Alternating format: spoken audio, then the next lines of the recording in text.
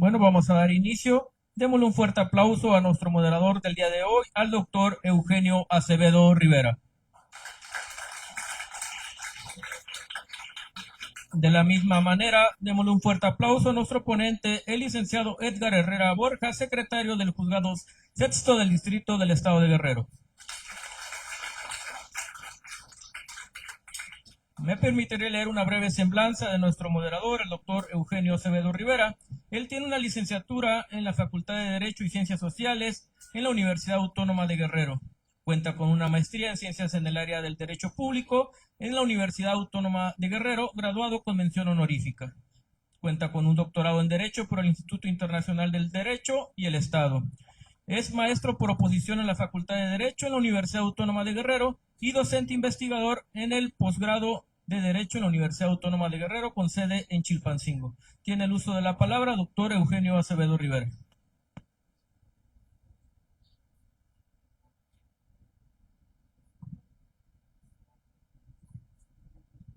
Gracias, buena tarde. Pues continuando con estas actividades académicas que tenemos agendadas para esta tarde y respetando los tiempos de todas y todos ustedes, porque lo importante para nosotros es escuchar a nuestro ponente que viene a compartir con nosotros pues solo una parte de toda esa experiencia y conocimientos que tienen. Ya escuchamos al anterior, creo que nos quedamos con una grata impresión y voy a proceder a leer una síntesis muy breve de la ficha curricular del maestro Edgar Herrera Borja. Así me lo ha pedido.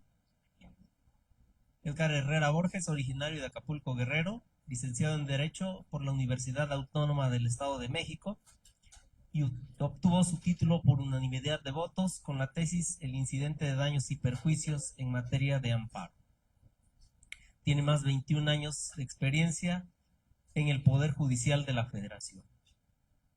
En 2024 completó estudios de la maestría en Derechos Humanos por la Escuela Federal de Formación Judicial.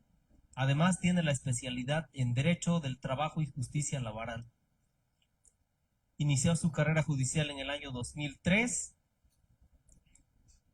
y en el año 2009 fue nombrado analista jurídico. En 2010 fue asignado como actuario adscrito al Juzgado Sexto de Distrito en el Estado de Guerrero.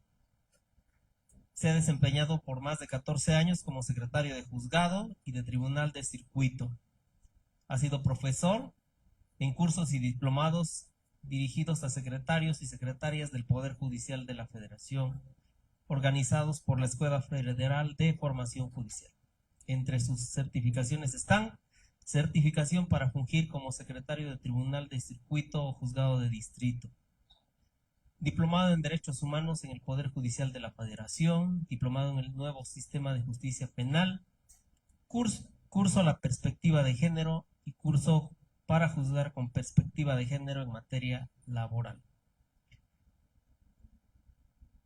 El día de hoy, el maestro Edgar nos va a hablar sobre los derechos sociales, aquellos mandatos de optimización que permiten a las personas tener una vida digna en criterios de la Honorable Suprema Corte de Justicia de la Nación.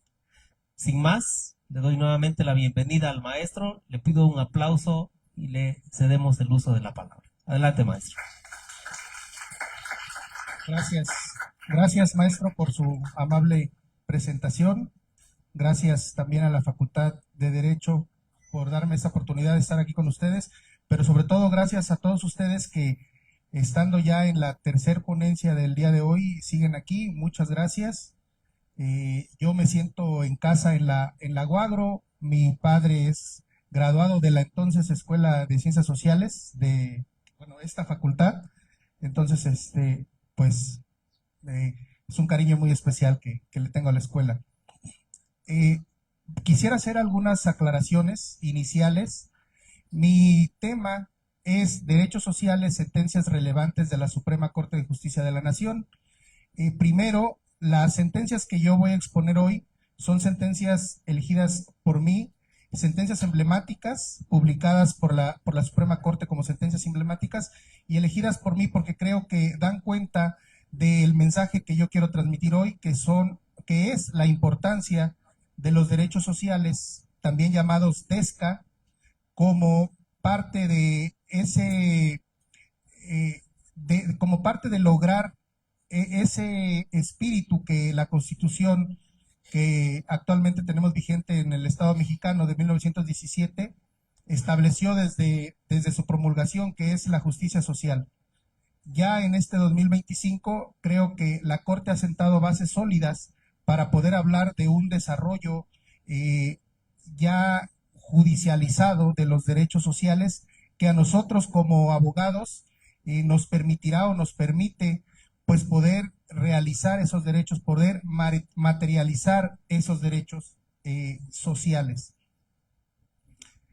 Así vamos a dividir esta plática en dos etapas. Daré una introducción muy rápida de los conceptos que creo yo más importantes hablando de los derechos sociales.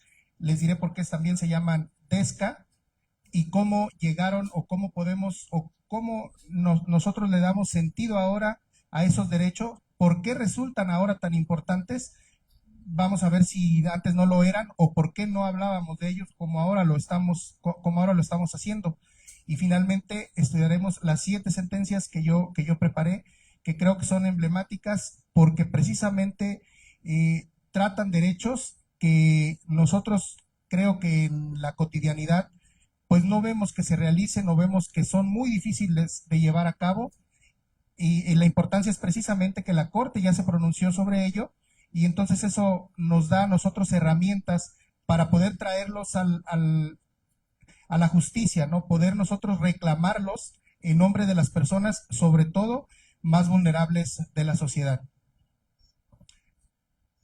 A manera de introducción, vamos a decir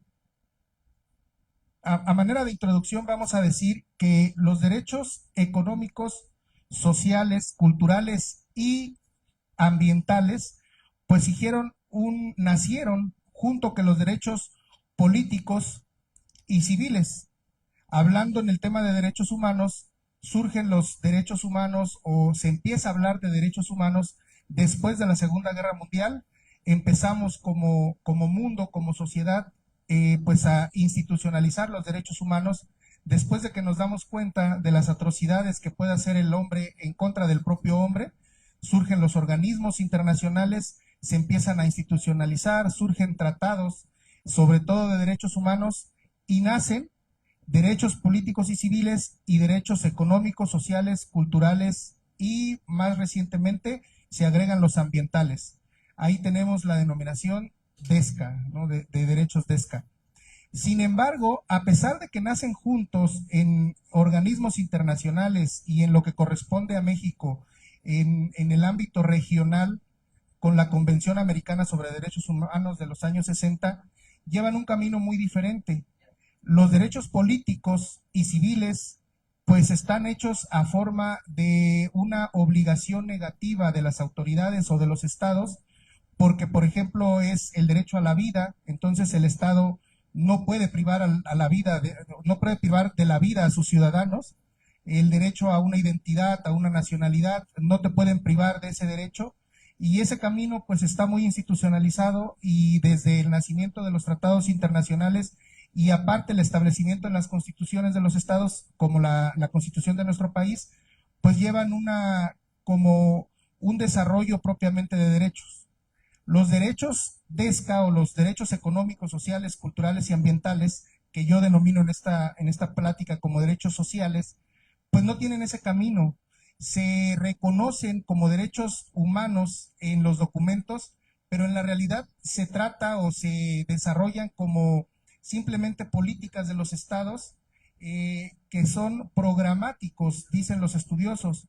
O sea, los estados tienen la obligación de darte, porque los derechos sociales son garantías prestacionales, siempre va de la mano de la obligación que tiene el Estado de otorgarlos a las personas, pero no se personalizan, o el desarrollo que llevan en los primeros años, hablando de los documentos que los establecen, pues no hay como una posibilidad de poder las personas decir, yo tengo el derecho de vivienda digna, yo tengo el derecho a la educación, porque simplemente son como reservados a los estados o reservados a las autoridades. Y así avanza el tiempo y no tenemos una realmente realización. Quiero utilizar esa palabra porque simplifica lo que es, no podemos realizarlos como personas, o sea, no podemos tenerlos, ¿no? Entonces, tampoco hay un desarrollo de estos derechos dentro de lo que son los órganos de justicia. Los operadores de justicia, pues tampoco se preocupan porque precisamente no hay elementos, o no hay elementos jurídicos, no hay procedimientos jurídicos que nosotros nos lleven a poder exigirlos, o al menos así sucede en estos años, cuando nacen juntos los derechos, pero pues se separan y llevan este camino como de política pública. Hay un parteaguas, se empieza a desarrollar en todos los estados lo que se conoce como el nuevo Estado Constitucional de Derecho, y sobre todo en nuestro país, con la reforma de 2011, que creo que ya les han platicado, digo, en la conferencia anterior hablaron de la importancia de esa reforma. Con la reforma de 2011, pues se crea un nuevo paradigma, ¿no? Esta palabra que utilizan mucho los tratadistas, cambia el paradigma, y entonces los derechos humanos forman o pasan a formar parte íntegra del sistema de derecho común, o del sistema de derecho positivo. Y a partir de ahí, pues entonces empieza a judicializar los derechos sociales. ¿Qué significa esto? Que nosotros como sociedad, las personas, empezamos a exigir a los estados, en el caso de México, al Estado mexicano, a las autoridades de nuestro país, el cumplimiento de estos derechos, el cumplimiento, la realización, el poder ver reflejado en las personas realmente, como individuos, que tenemos estos derechos. ¿Cuáles son los derechos sociales? Son los derechos a la vivienda digna, los derechos a la alimentación, el derecho a la libertad religiosa, los derechos de trabajo de los trabajadores son también derechos sociales porque son un grupo social muy específico, el derecho a la educación.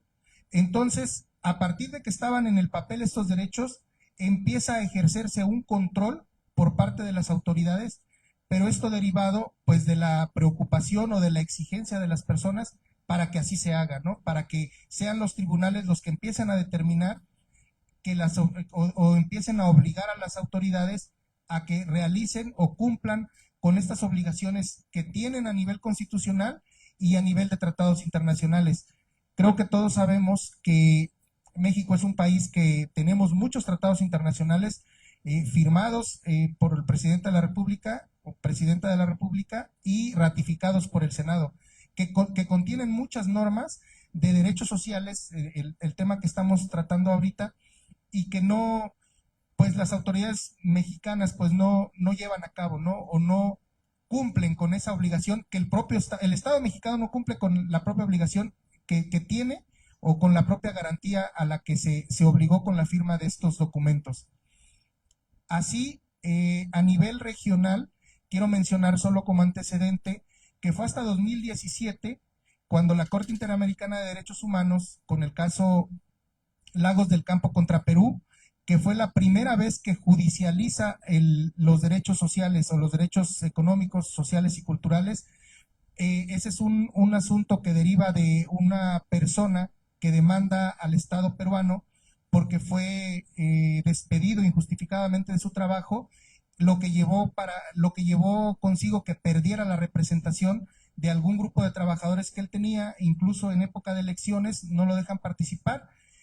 Agota las instancias nacionales en Perú, no obtiene resultado favorable, y el asunto llega a la Corte Interamericana, y la Corte Interamericana, por primera vez en el 2017, judicializa los derechos económicos, sociales y culturales, porque dice que el Estado peruano violó el derecho al trabajo, el derecho a la estabilidad laboral de esta persona. No porque todos podamos estar indefinidamente en un trabajo, sino porque los despidos pues deben de estar, como ustedes saben, justificados. Y la omisión del Estado peruano fue que no verificó que la empresa había pues despedido a esta persona, a Lagos del Campo, de manera injustificada. Ese es un antecedente a nivel regional, a nivel interamericano, y ahora ya pasamos a lo que en específico les quiero yo platicar. 7 sentencias emblemáticas de la Suprema Corte, sentencias hito, como dice la doctrina colombiana, que considero muy importantes por el tipo de derechos que tutelan. La Corte se pronuncia por derechos que, aparte yo elegí estas sentencias porque son derechos que nosotros, pues a veces ni nos imaginamos que podemos llegar a exigir, ¿no? El primero es la sentencia, el amparo en revisión 566 del 2015, conocido como Ciudad de las Artes. En este caso, en el estado de Nayarit se inicia a construir una ciudad cultural, un recinto cultural. En una primera parte, el gobierno firma un convenio para que se lleve a cabo esta primera parte de la ciudad, en Tepic, y después se construye la Ciudad de las Artes, y después viene un proyecto para ampliarla y crear una segunda parte. Sin embargo, ya no se lleva a cabo. Entonces, unas personas físicas ocurren ante un juez de distrito y reclaman que con esa no construcción o con dejar la obra a la mitad, pues se viola su derecho a la cultura, su derecho a tener un espacio cultural de expresión. La Suprema Corte aquí, a pesar de que no les da la razón, establece parámetros muy importantes de interpretación en relación con esto. Primero, separa de unas personas, efectivamente dice que no tienen interés para promover el amparo, pero de otras establece un interés legítimo muy importante y dice, ellos son agentes culturales, se han dedicado a la cultura en el estado de Nayarit, concretamente en la ciudad de Tepic, y efectivamente pudiera vulnerarse su derecho a la cultura, su derecho de expresión y de poder llevar a otras personas estos elementos culturales si no se construye la ciudad. Y entra al fondo del asunto, y en el fondo del asunto dice, bueno, sí ellos son agentes culturales, sin embargo, la no construcción no les restringe el derecho de poder tener un desarrollo cultural en el Estado. Primero, porque no hay una ley que prohíba esa cultura o no se dejó de construir este recinto porque fue emitido en una ley. Segundo, ya hay una ciudad cultural o una primera etapa. Entonces dice, bueno, la medida de no seguir no es regresiva, no hay una regresión en la aplicación de los derechos, en específico del derecho a la cultura, y establece la Suprema Corte eso. Aquí lo importante es el concepto de cómo reconoce la Suprema Corte que personas como todos, cualquiera de nosotros, pueden acudir a buscar la tutela de un derecho que en el papel pareciera difícil de lograr, ¿no?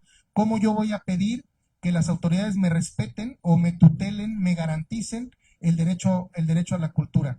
Entonces, este precedente es muy trascendente en ese aspecto. A pesar de que no se concede el amparo, sí entra al estudio precisamente de la importancia que tiene para las personas el derecho a la cultura desde los instrumentos internacionales. En la sentencia desarrolla primero la Corte lo que es el derecho a la cultura desde el protocolo de San Salvador, que como sabemos es un protocolo adicional a la Convención Americana sobre Derechos Humanos, y desde ahí dice, bueno, sí tenemos todos los mexicanos derecho a la cultura, y aquí pareciera que si no se construye ese recinto hay una violación.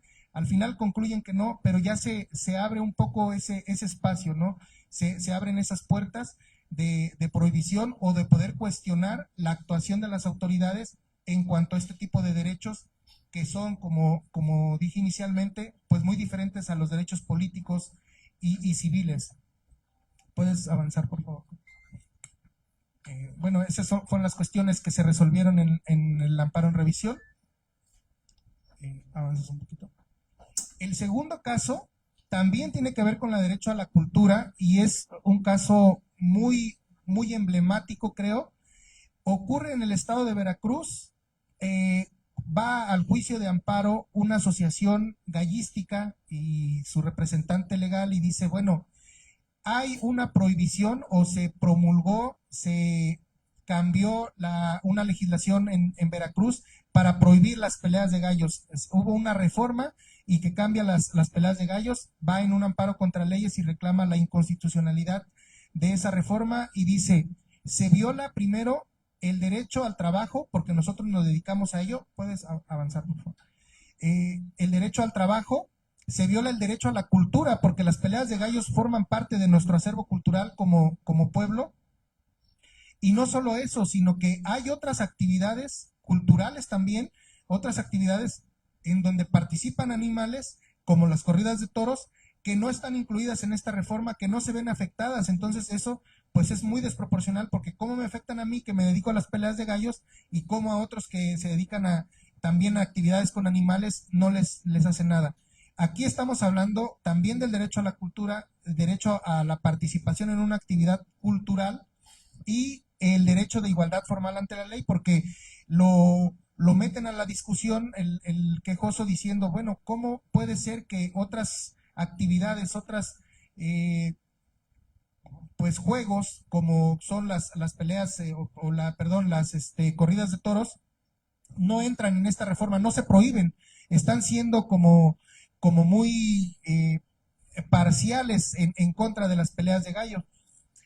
El derecho a la propiedad privada, porque también alegan que los gallos son de ellos. Dice, bueno, si es mi gallo, pues yo puedo hacer con el gallo lo que yo quiera. Este es un precedente muy importante, porque actualmente está en litigio la cuestión ya de las corridas de toros, como ustedes saben, como todos sabemos. Entonces, este precedente ya sienta como un antecedente importante. ¿Puedes avanzar, por favor?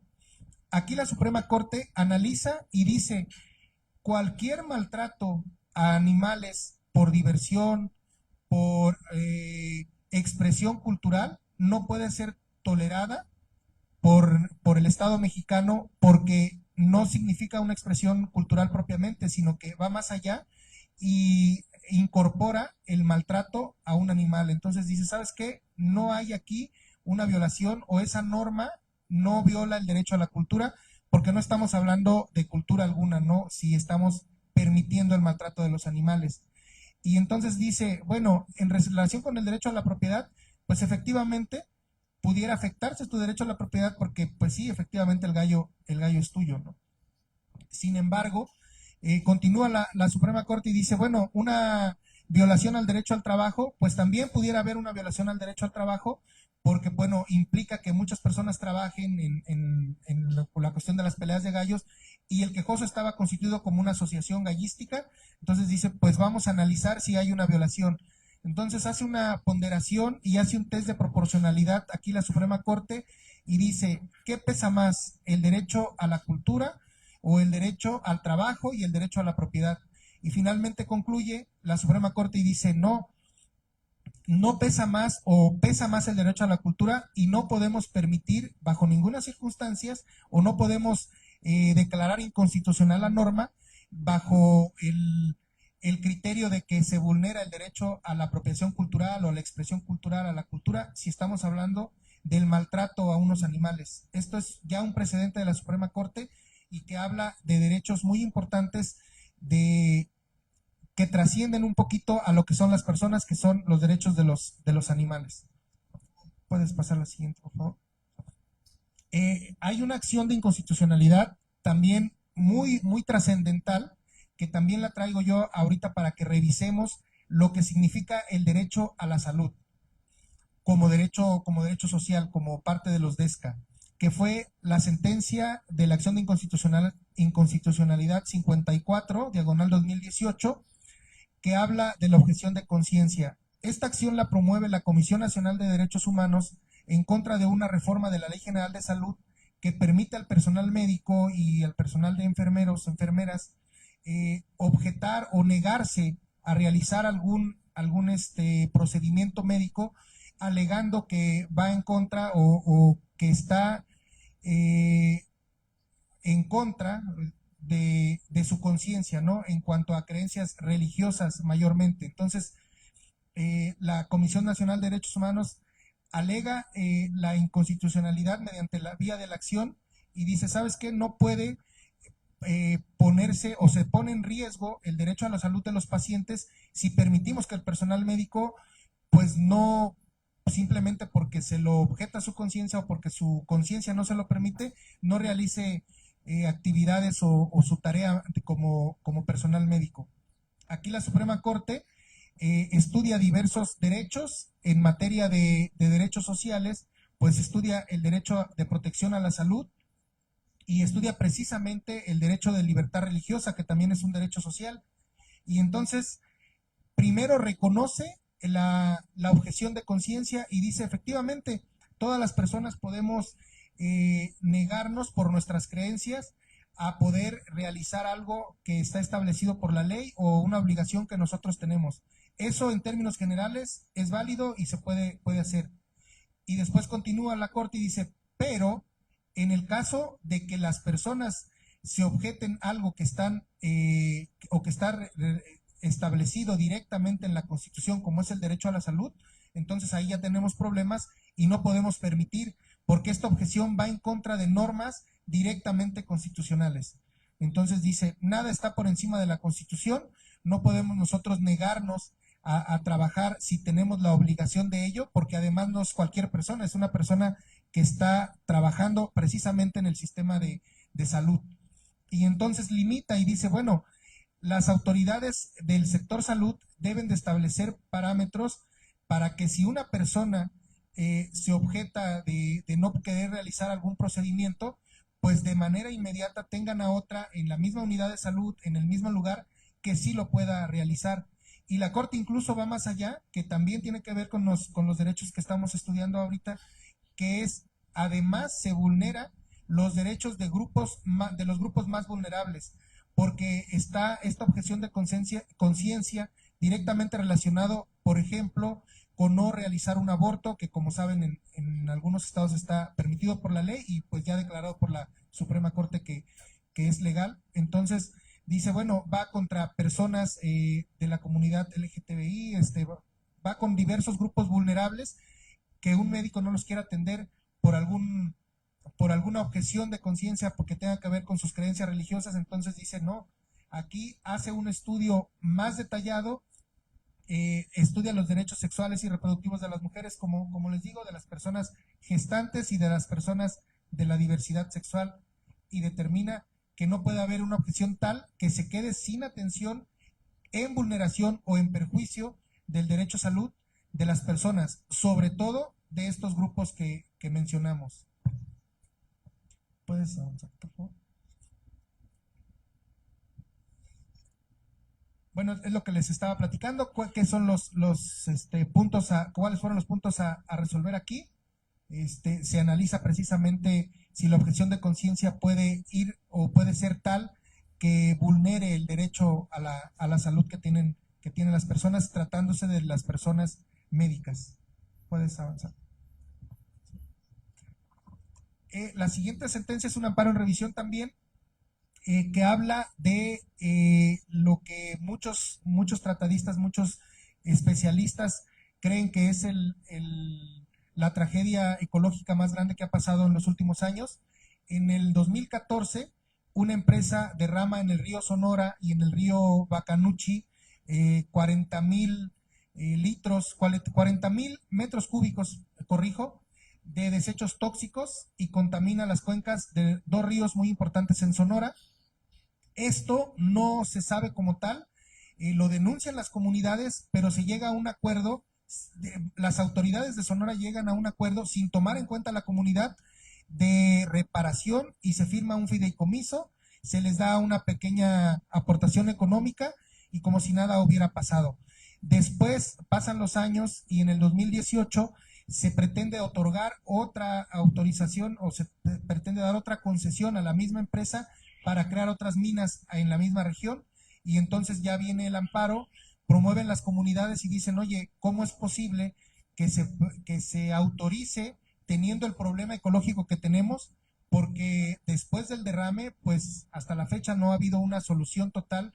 Se contaminó no solo el agua, sino la tierra, las personas se alimentaban y bebían de esas corrientes, y hay estudios, se dictaminó que la contaminación llegó, estos ríos son los que también propician o proporcionan agua a la ciudad de Hermosillo, o sea, llegó hasta tal grado, pero no se había como publicitado tanto. Entonces, cuando viene la posibilidad de otra concesión a la misma empresa, la comunidad va al amparo y dice que se revise, por favor, por qué nos están, pues nos siguen concediendo, o le siguen concediendo a la empresa estas autorizaciones en perjuicio de la comunidad, y ahí puedes avanzar. Los derechos que se tutelan o sobre los derechos que se resuelve por la Suprema Corte es el derecho a un medio ambiente sano, el derecho que tenemos todas las personas, todas las comunidades, pues a poder tener acceso a un medio ambiente sano, y en ese sentido resuelve la Suprema Corte que no se debe dar esta autorización, revoca estas autorizaciones y dice debe de hacerse un análisis. Se hacen de hecho los estudios periciales, dice no se puede llevar a cabo porque significa un daño o significa que crezca el daño que ya tienen estas comunidades, y se debe de tomar en cuenta, se debe de organizar a la población y llevar a cabo reuniones para que ellas tengan información precisa, información real y veraz de cuál es la importancia de precaución para poder lograr recuperar ese medio ambiente que ya pues estaba perdido con el derrame años previos, ¿no? Entonces la Suprema Corte en esta sentencia tutela el derecho humano a un medio ambiente sano, el derecho a la información y participación, porque permite que las comunidades se enteren de cómo se dieron estas concesiones y qué se tomó en cuenta, y sobre todo que conozcan los dictámenes técnicos que establecieron que efectivamente hubo contaminación o que hay hasta la fecha contaminación en perjuicio de estas comunidades. Todos estos derechos sociales que tenemos en el caso, como pueden ustedes viendo, siempre promovido por o resuelto sobre derechos que tienen que ver con una colectividad, no con una sociedad, no son derechos en particular. Sí se particularizan porque son derechos que tenemos cada uno de nosotros, pero que los hacemos efectivos como colectividad, como sociedad. La siguiente, por favor. La siguiente. Ahora tengo aquí la sentencia, el amparo en revisión 953-2019, en donde se resuelve sobre un permiso que da la Secretaría de Energía para que se haga una estación eólica, una estación para crear energía a través del viento en Yucatán. Aquí también introduce la Corte, además de estudiar el derecho a un medio ambiente sano, estudia el derecho que tienen las comunidades indígenas, porque este amparo lo promueve una comunidad indígena en Yucatán que se autoascribe como maya, y entonces la Corte empieza el estudio de la sentencia, primero estableciendo qué tanto interés legítimo tiene estas comunidades para verse afectados o para promover o para recurrir, digamos, estas actuaciones de la autoridad, qué tanto daño le puede hacer al ecosistema estas estaciones eólicas. Hacen un estudio también, hacen estudios técnicos y efectivamente revisan todo lo que es la península de Yucatán y dice, bueno, por las condiciones naturales de la península de Yucatán, por cómo se forma el ecosistema en la península de Yucatán, cualquiera de las comunidades que viven en la península pueden acudir al amparo para buscar la tutela de un medio ambiente sano.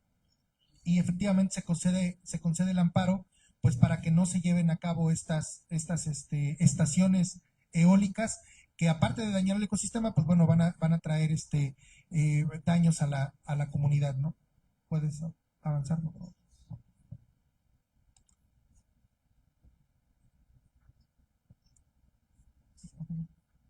Avanza.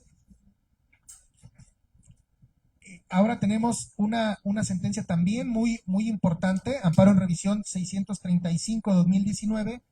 Esta habla del derecho a la vivienda digna. Una asociación civil promueve un amparo porque el INEGI no toma datos estadísticos de los asentamientos irregulares que hay en la Ciudad de México. O sea, excluye a los asentamientos irregulares con el argumento de que pues no son colonias constituidas legalmente con la planificación que establece las normas, y no toma datos ahí. Hay una asociación civil que protege a estas comunidades, a estos barrios, a los habitantes de estos barrios, y promueve y dice, bueno, hay aquí actos de discriminación, ¿por qué no se nos está tomando en cuenta? La Corte estudia a partir del derecho a una vivienda digna este caso y dice, efectivamente hay una violación al derecho a una vivienda digna, primero porque la autoridad, o sea, el INEGI, no vuelve visibles a estos barrios, entonces hace que perpetúen estas condiciones de marginidad y de pobreza en la que se encuentran. Y dice, al contrario de lo que establece o de lo que alega la autoridad, de que no son asentamientos legalmente constituidos, debería crear un sistema de estadística para que precisamente la autoridad tenga elementos de saber quiénes viven ahí, qué personas no cuentan con qué servicios, por qué están en esa situación, para poder crear programas de política pública que ayuden a estos asentamientos pues a volverse regulares o incluso ubicarlos en otras zonas en donde sí pudieran tener un desarrollo más sustentable de sus viviendas. ¿Puedes pasar, por favor? Ya por último, la siguiente. Ya por último, tenemos también una sentencia importantísima de la Suprema Corte, el Amparo Directo 33-2020, que establece o habla del derecho que tienen las comunidades originarias de tener tierra, del derecho a la tierra. Aquí hay un conflicto en Chihuahua entre una comunidad de hecho, una comunidad rarámuri. De hecho, establece la Corte que es de hecho porque no tiene un reconocimiento establecido en las leyes, ni tiene un reconocimiento por ninguna dotación de tierras. Tiene un conflicto de tierras precisamente con una comunidad que sí está constituida, que también forma parte de la cultura rarámuri. Entonces aquí la Corte dice, bueno, las dos comunidades tienen derecho a la tierra, sin embargo debe prevalecer el derecho que ya se otorgó a una de ellas mediante las resoluciones